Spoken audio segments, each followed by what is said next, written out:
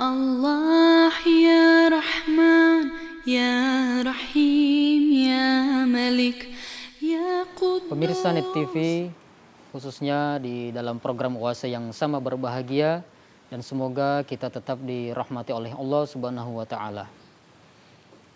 Melanjutkan pembahasan kita tadi mengenai keutamaan ilmu.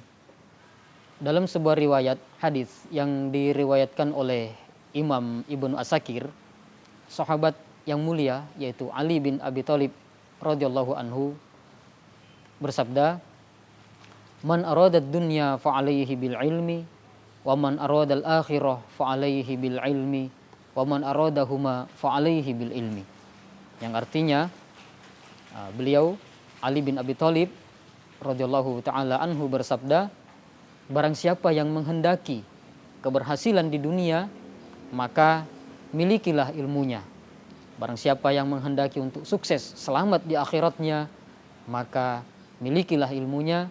Dan barang siapa yang ingin berhasil, sukses dan selamat kedua-duanya, baik di dunia maupun di akhirat, maka orang itu harus memiliki ilmunya.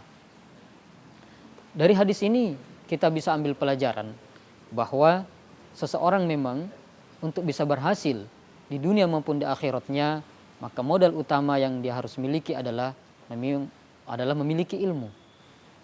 Betapa pentingnya ilmu pengetahuan, terutama ilmu agama dan juga ilmu masalah keduniaan dimiliki oleh kita ini dalam mengarungi kehidupan kita di dunia sampai di akhirat nanti. Termasuk juga pada bulan yang penuh keberkahan ini kita sedang melaksanakan ibadah bulan suci Ramadan. Untuk amalan-amalan kita di dalam bulan suci Ramadan ini semuanya harus kita pahami, kita mengerti dulu ilmunya. Mulai dari bagaimana tentang puasa itu sendiri, bagaimana ilmunya, yang mana ilmunya itu atau dalilnya itu sudah ada di dalam Al-Quran dan Al-Hadis. Ya, bagaimana kita mengerjakan sholat tarawih pada bulan Ramadan ini, ilmunya sudah ada di dalam Al-Quran dan Al-Hadis.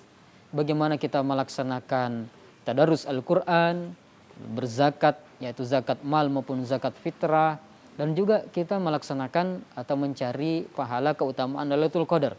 Semua ini untuk bisa mengamalkannya, kita harus mengkaji ilmunya, yang mana semua itu sudah ada di dalam Al-Quran dan Al-Hadis. Para pemirsa yang berbahagia, semoga kita tetap dirahmati oleh Allah Subhanahu wa taala.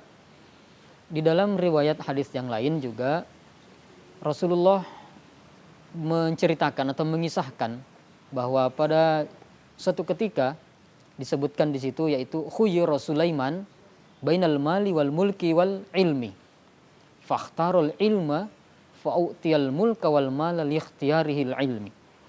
Rasulullah Shallallahu alaihi wasallam mengisahkan bahwa suatu ketika Nabi Sulaiman alaihissalam diberi pilihan oleh Allah, diperintahkan oleh Allah untuk memilih salah satu di antara tiga pilihan, yaitu bainal mali wal mulki wal ilmi, di antara harta, kemudian kekuasaan atau kerajaan, dan ilmu. Setelah diberi pilihan itu, Nabi Sulaiman fakhtarul ilma, beliau memilih untuk diberi ilmu oleh Allah Subhanahu wa taala. Fa'utiyal mulka wal mala li ikhtiyarihil ilmi. Kemudian Allah akhirnya memberikan ilmu pengetahuan yang luas, yang banyak kepada Nabi Sulaiman, dan dengan memiliki ilmu tersebut, akhirnya nikmat yang lain juga ikut diberikan kepada Nabi Sulaiman. Karena Nabi Sulaiman memilih ilmu dan diberikan oleh Allah, maka akhirnya Nabi Sulaiman pun oleh Allah diberikan bisa memiliki harta dan juga kerajaan. Sebagaimana kita jumpai di dalam Al-Quran bahwa Nabi Sulaiman itu memiliki bala tentara, tidak hanya pasukannya itu tidak hanya dari manusia, tetapi juga dari kalangan jin, termasuk semua di dalam pasukan kerajaannya Nabi Sulaiman. Bahkan di dalam Al-Quran diceritakan bahwa Nabi Sulaiman memerintahkan jin-jin yang menjadi bala tentaranya untuk membangun bangunan, dan juga memerintahkan kepada jin bala tentaranya yaitu untuk menyelam di lautan mencari harta-harta karun yang terdapat di dalam lautan. Di samping itu Nabi Sulaiman juga diberikan harta oleh Allah. Sehingga ketika Nabi Sulaiman mengirimkan suratnya kepada Ratu Balkis untuk mengajak untuk bertauhid, mengesahkan kepada Allah Subhanahu wa taala. Kemudian utusannya Ratu Balkis datang menghadap kepada Nabi Sulaiman. Mereka melihat ternyata wilayah kerajaannya Nabi Sulaiman ini dihiasi dengan banyak emas, berlian dan permata. Sehingga mereka mengetahui, menyadari bahwa ternyata kekayaan yang dimiliki oleh Nabi Sulaiman jauh lebih banyak dibandingkan dengan kekayaan yang dimiliki oleh ratu mereka, yaitu Ratu Balkis. Ini menunjukkan bahwa apabila Allah memberi kita ilmu, dan ilmu itu kita resapi, kita amalkan, kita gunakan untuk kebaikan, kita gunakan untuk kemanfaatan, maka nikmat-nikmat yang lain juga akan datang diberikan oleh Allah kepada kita. Oleh karena itu, dari kisah ini bisa kita pahami, bisa kita mengerti bahwa ilmu itu bisa mendatangkan atau mendatangkan kemanfaatan yang lain.